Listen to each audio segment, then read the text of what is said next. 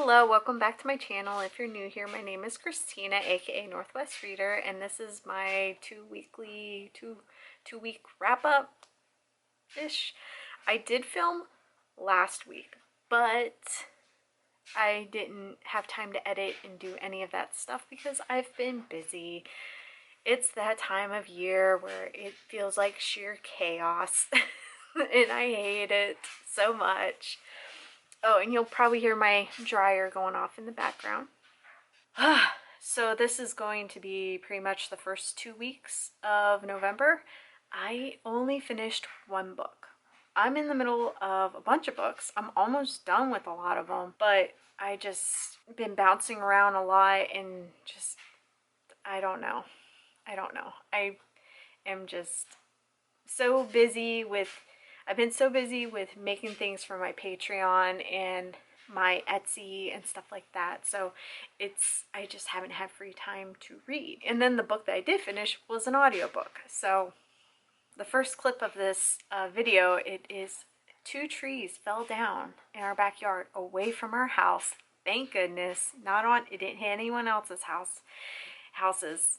And yeah, it is freaking, it's a big tree. Like, I mean, it's not humongous, but it's a decent size. So in Washington, we've had crazy winds and crazy weather the last few days, and finally these dead trees took a tumble. So we're gonna have fun trying to clear that out.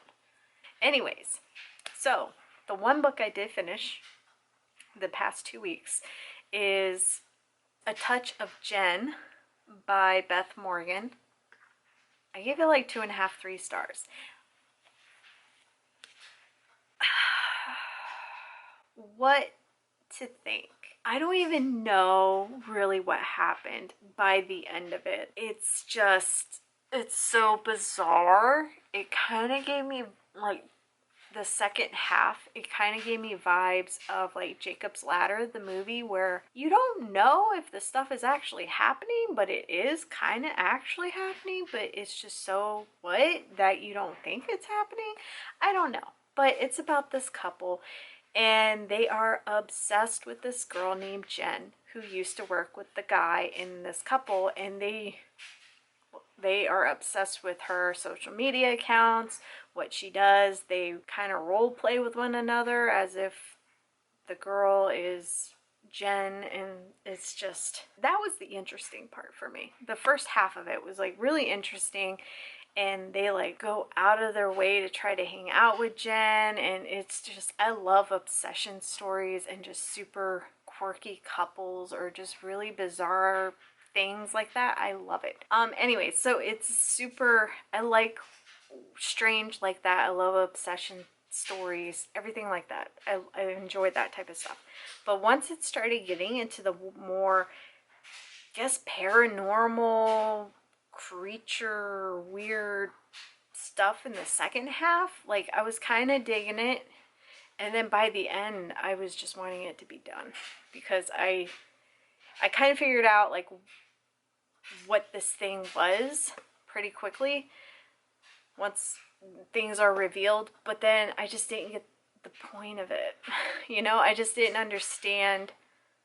It was like one story in the beginning. Now my expectations were on this one thing, and it completely turned into like a different narrative, like big time. Like elements of the story, I just didn't understand why they went that route. You know, it was just super bizarre. And the vibes in the beginning kind of remind me of Samantha Kolsnick's Waif. Like that similar, like, oh, this is awkward, really bizarre. Why are they doing this? But Waif, I felt, was more interesting. This, not so much. And it's so disappointing because I love the cover of this book. I think it's different, and I enjoyed the font and everything on it. Like, I just love the cover, but it's interesting. I don't know who I would recommend it to, but I'm sure someone will like it out there. It's just not me. And again, it was somewhat entertaining, but I was ready for it to be done by the end of it. So last week when I filmed a bunch of books I received, ebooks that I received. So I think I'm gonna put that in here. And yeah, I did get a few e-arcs from people, which thank you very much. I appreciate. One book I received is The Stop by W. Dale Jordan. It's on nighttime mode. I think it's like a queer thriller. I really don't know a whole lot about it. I remember seeing this though, this cover a few months ago, I think. But they were looking for reviewers, and it's a novella, so I jumped on it. I believe it's a novella. Almost Ruth by Tyler Jones contacted me asking if I would like to review, which yes. I love the cover. Gemma Files? Gemma? She did the cover. Beautiful. And I hauled a lot of ebooks. And I have a lot of e-arcs that came through. But another book that I got, it was for free. It is by David Irons, which I've read his stuff before. This is 7 Winters Alone. The covers are phenomenal. I love his covers. I don't know who does them, but beautiful 80s nostalgic covers, the best. Also, I was lucky enough to receive Tyler Jones's Enter Softly, which I haven't heard of before. Look forward to getting to that at some point. Oh, that's right. So I started reading Stolen Tongues by Felix Blackwell. I don't know if I talked about it last week, but I wanted to, just in case if I didn't. If I did, I'm not going to mention it. I went to bed early at a decent time, and then I was like, oh, I'm going to dabble a little on, read a little bit of the prologue to Stolen Tongues, because everyone's like, oh my gosh, the prologue is so scary, blah, blah, blah. I'm like, okay. Things don't really scare me. I get creeped out. Like, Scratches by Joshua Marcella creeped me out. There was moments where I was like, ugh, ugh. But I don't have those moments too often. So I was laying in bed and I was reading Stolen Tongues, and I was like 5 pages in. I had to turn the lights on because I was like sickeningly creeped out. I can't even describe it. It was just, it riled up my anxiety. So I was like, okay, because it wasn't a boo type of scare, you know, like jump scare. It was just, you felt the doom of something really scary was going to happen, or you were just waiting for something bad to happen. And it was that type of feeling, and it was somewhat realistic in my mind.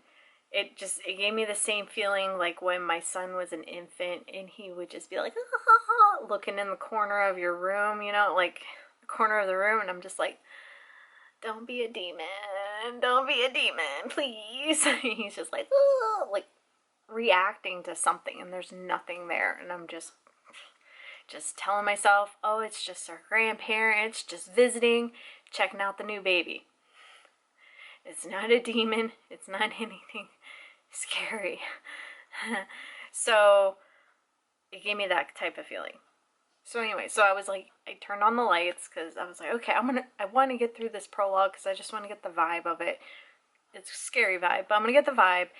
And I read a couple more pages, and then I had to stop because it was just too much. And I was like really startled. I was really scared, and I don't get scared by books.